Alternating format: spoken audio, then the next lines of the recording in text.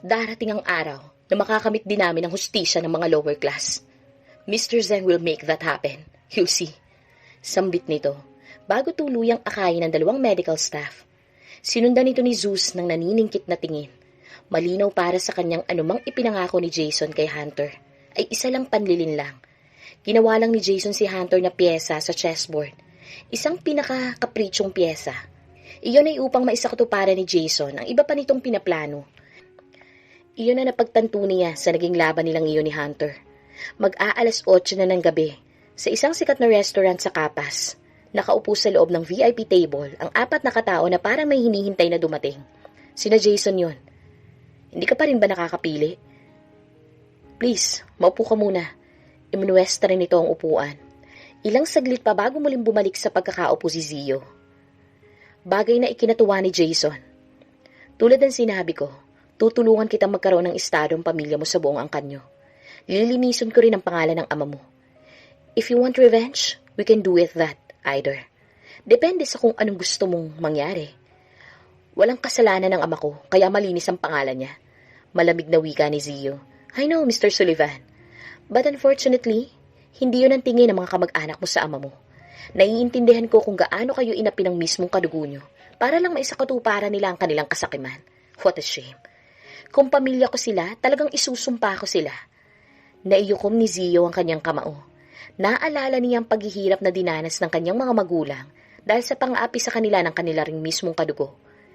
Itinuturing nilang makasalanan ng kanyang ama dahil sa kasalanang hindi naman ito ginawa. Naparito si Zio upang baguhin ang masalimuot na kapalarang iyon ng kanyang pamilya. May nakapagsabi sa kanya sa Pilipinas. Doon niya matatagpuan ang solusyon. Hindi niya lang alam kung saan at sa paanong paraan. Tiwala ang pinanghahawakan niya sa ngayon, sa taong nakapagsabi niyon, at sa kanyang magiging kapalaran. Pinagmasdan niya si Jason. Pinagsamang determinasyon at pagdadalawang isipan nasa kanyang mga mata. Marahil ay ito na yun. Depende sa layunin na binubuo mong pangkat ang magiging desisyon ko. Seryosong wika ni Zio, na ikinalawak ng ngiti ni Jason. I'll be heading back, Mr. Lawrence. May kailangan pa kaming ayusin. Pagpapaalam ni Joey, inihatid nito si Zeus sa hotel. Salamat, sambit lang ni Zeus bago tumalikod. Papasok pa lang siya sa mismong hotel nang may humarang sa kanya, sina Katrina yon at Edmond. Napasimangot siya. Anong kailangan nyo? Tanong niya sa malamig na boses. Oh, Zeus, my dear, parang kailan lang ang saya pa ng ating pagsasama. Kinalimutan mo na ba kaagad kami ni Atasha? Madramang salubong ni Katrina. At kailan pa sila nagkaroon ng masayang pagsasama? Sabihin niyo na kung anong gusto niyo sabihin. Pagod ako. Seryoso niyang wika na sinabayan ng pagsinghap. Sinubukang hawakan ni Katrina ang kanyang kamay pero iniiwas niya yon. Sinamaan niya ito ng tingin. Pasensya na. Namiss ko lang ng sobra ang dating kasintahan ng anak ko. Alam mo ba ang miss na miss ka na ni Atasha? Bakit ka sumali sa kompetisyon? Wala ka na bang nararamdaman para sa kanya? Mas lalo pang sumama ang timpla ng mukha ni Zeus, kaya bahagyang kinabahan si Edmond. Let's go, Kat. Mr. Lawrence is tired. Hindi na natin siya dapat iniistorbo. Sinubukan nitong akayin si Katrina paalis sa harap ni Zeus, pero mukhang nakapako na ang mga paa ni Katrina doon. Lumuhod ito sa kanyang harapan at nagsimulang umiyak. Please, Zeus, balikan mo na ang anak ko. Hindi ko alam kung anong gagawin ko. Araw-araw, gabi-gabi siyang umiiyak dahil sa pag-iwan mo sa kanya. Hindi ko alam baka mapano siya kapag... Mom! What on earth are you doing? Anong pinagsasasabi mo kay Zeus? Galit na bulalas ni Atasha na nakatayo sa hindi kalayuan. Nawala lahat ng inis ni Zeus sa kanyang mukha nang marinig ang boses ni Atasha. Napalingon siya rito. Lumapit si Atasha kay Katrina at pinilit itong tumayo. Mom, let's go! Tumingin ito sa kanya. Pasensya na. I will make sure na hindi na ito mauulit. Sambit nito. Hindi nagawang tumingin sa kanya ng diretsyo. Nang puntong iyon, walang salitang gustong kumawala sa bibig ni Zeus. Aminado siya sa kanyang sarili na namiss niya si Atasha. Aminado siyang gusto niya itong makausap at kumustahin. Shut up! I'm doing you a favor. Luluhod ka ngayon sa harapan ni Zeus at magmamakaawa ka hanggang sa bumalik siya sa'yo.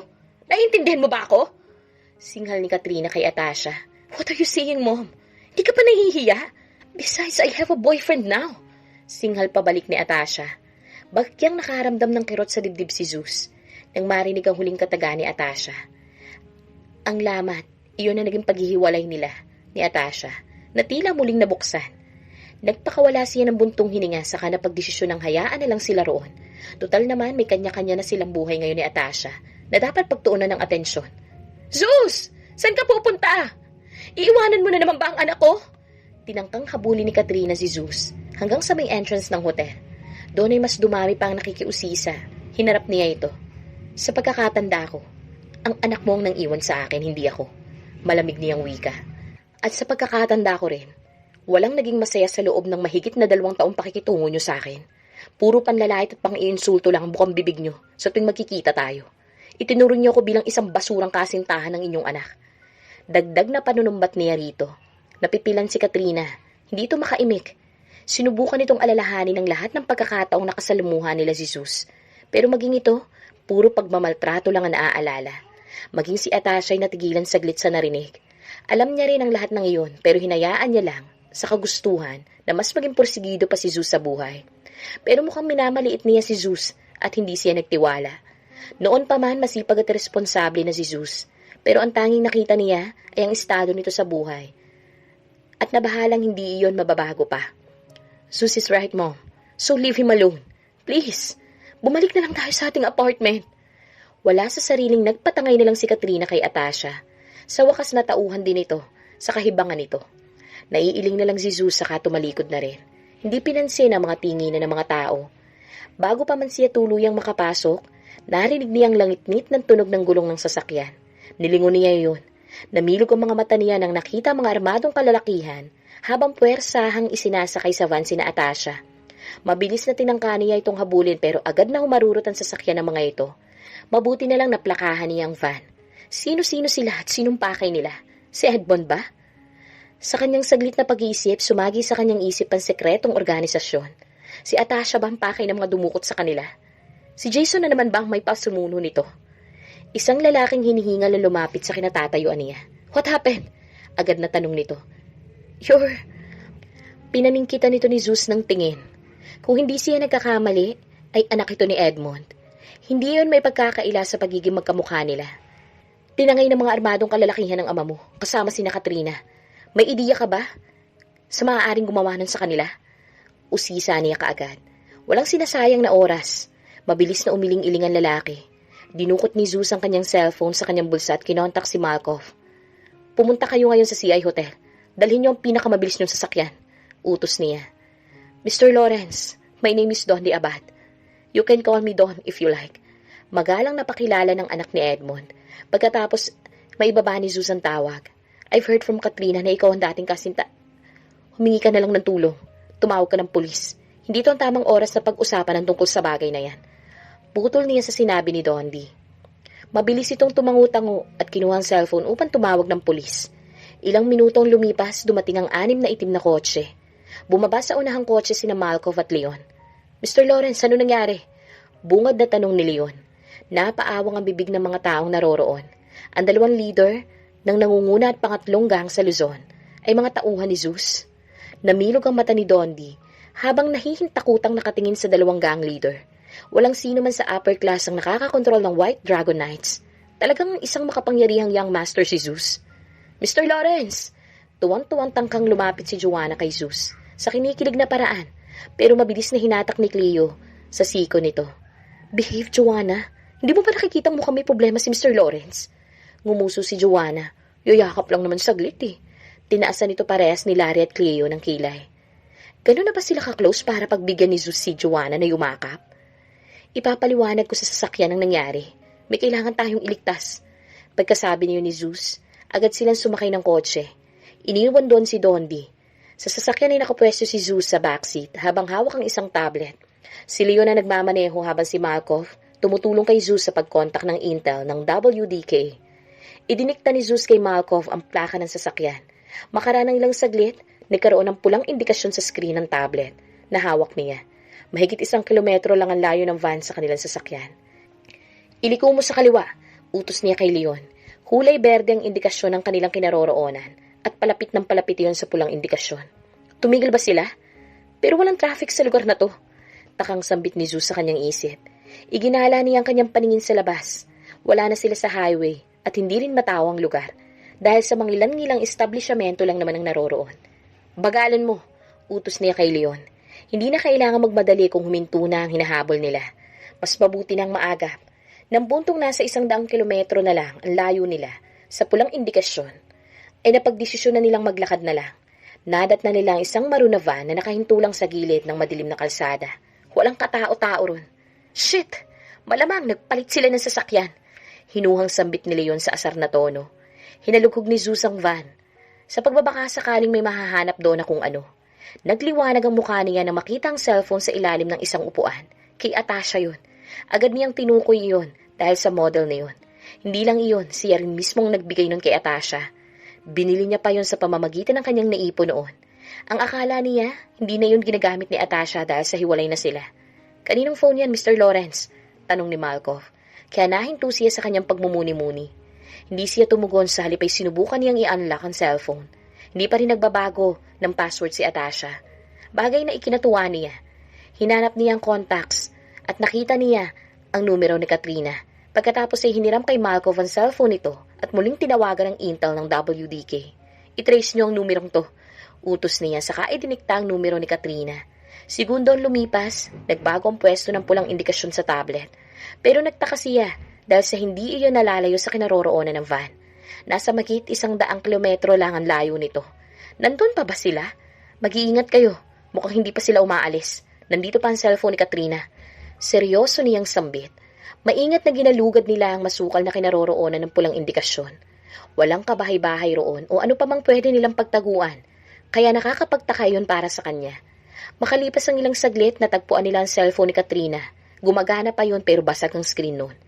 Bagsak ang balikat na pinagmasdan niyo ni Zeus na sinundan ng pinagbuntong hininga. Mukhang nagpalit na sila ng sasakyan at tinapon lang doon ang cellphone ni Katrina upang hindi nila matrace ang kinaroroonan ng mga ito. Malamang na ganun din ang ginawa nila sa cellphone ni Edmond. Tila na paghandaan nila ng husto ang pagdukot na yun. Doon pa lang tumibay na ang kanyang paniniwalang may kinalaman nga sa pagdukot si Jason. Sa dami ng inaalala ngayon ni Zeus, dumagdag pa ang pagdukot kina Atasha. Kung si Jason man ang nasa likod noon, talagang sinasagad na siya nito. Dinadagdagan nito ang pasanin niya sa likod at pinipuwersa siyang bumigay. Kung yun ang gustong mangyari ni Jason, kahit pa pumuti ang wak, hinding-hindi siya susuko. Papabagsakin niya ang buong pamilya nito kasabay ng organisasyon nito bago pa man ito mapabagsak ang kanyang pamilya. Mr. Lawrence, wala pa rin kaming balita sa kinaroroonan nila ngayon. Inimbestigahan din ng Intel ang lahat na maaaring kalaban ni Edmond, pero mukhang mga wala silang kinalaman sa nangyaring pagdukot. Saad ni Leon. Kabababa lang ng tawag nito mula sa Intel ng gang. But now we have some leads na maaaring magtukoy ng kinaroroonan nila. Kasalukuyan ang chinecheck ng mga miyembro ng informative squad ang mga hinihinala na lokasyon nila. All we have to do is to wait. Dagdag nito. Hindi na nabago ang blankong ekspresyon sa mukha ni Zeus. Nakapahinga na ang kanyang ulo sa mesa habang pinagmamasdan ng cellphone ni Atasha na nakapatong sa kanyang harapan. Hindi niya maiwasang hindi mag-alala. Balibalik ta rin man ang mundo, dati niya pa rin itong kasintahan at meron pa rin silang pinagsamahan. At kung si Jason man ang salarin sa pagdukot dito, siyang dahilan niyon, walang iba. Kasama niya ngayon sa kwarto si Leon, Malkov at 4 pang BPG officials. Kasalukuyang nakahilata si Joanna sa kama habang ang iba abala sa paglinis ng kwarto. Wala na roon ang bakas ng dugo ng asasin sa sahig. Nang bumalik si Zeus kanina, kasabay ng pagkawala ng bangkay ng dalawa, malinis na rin ang sahig. Mukhang ayaw nilang ipaalam ang pagkakakilanlan ng asasin sa pamamagitan ng DNA nito. Hoy, tutulong ka ba? Gusto mong pilipiting kita dyan? Ikaw naman na nakaisip nito, di ba? Singhal na sambit ni Warren kay Joanna. Sa may pagmamaktol na tono. Imbis na tumayo, nakatihayang nilangoy ni Joanna ang sarili sa kama. Nakangiting tinignan ng ceiling. Just for a moment. Gusto ko munang damhin ang kama ni Mr. Lawrence. Sambit nito. Habang ang mukha nasa estado ng pagpapantasya. Nakangiwing tila nandidiri si Warren habang tinitignan si Joanna. You're such a creep. Nandun din ngayon si Philip na kasalukuyang tumayo na upang magpaalam. Nagpaalam ito una kay Leon at Malkov at pinasalamatan sa pagtulong ng mga ito kay Zeus. Mr. Lawrence, it's already late. I-excuse ko na muna ang sarili ko. I'll inform you sakaling may balita na ang inatasan kong tauhan. Sambit nito kay Zeus habang bahagyang nakayuko. Sakalang nag-angat ng tingin si Zeus. Tumayo siya upang samahan ito paglabas ng kwarto. Salamat, Mr. Philip. Pasensya na sa abala. Oh, no. You don't have to. Ako pa nga ang dapat humingi ng paumanhin dahil wala ako masyadong naitulong. Pinagbuksan ito ng pinto ni Zeus. Saktong dumaan si Kina.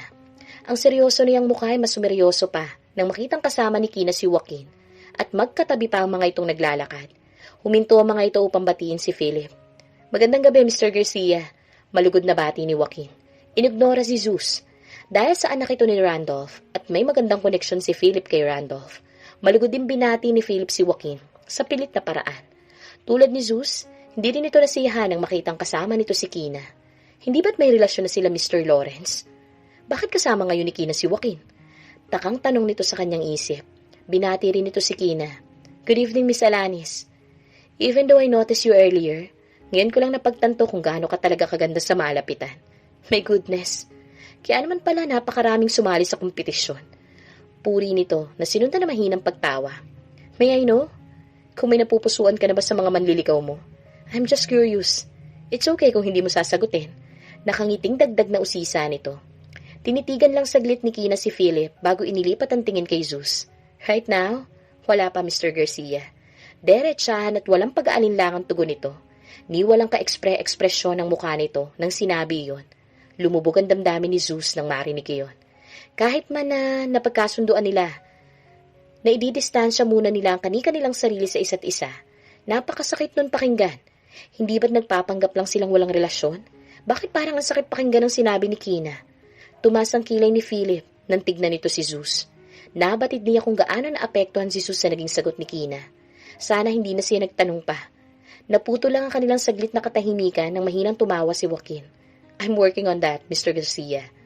Don't worry, sa susunod mong pagtatanong kay Kina, may sasabihin na siya.